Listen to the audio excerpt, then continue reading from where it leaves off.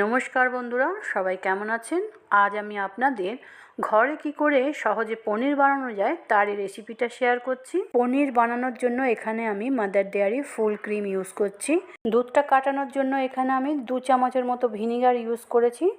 আপনারা লেবু দিয়েও কাটাতে পারেন। ভিনিগারের গ্যাসটা কাটানোর জন্য আমি আবার ভালো জল দিয়ে একটু ছানাটাকে ধুয়ে নেব।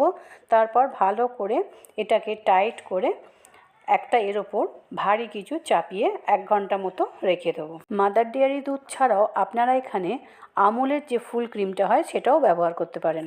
1 ঘন্টা পরে আমি আপনাদের এটাকে খুলে দেখাচ্ছি। দেখুন, দেখতে একদম বাজারের মতো লাগছে না? এইভাবে ঘরে পনির বানিয়ে খান, তাতে ভিটামিনও থাকবে, শরীরও সুস্থ থাকবে।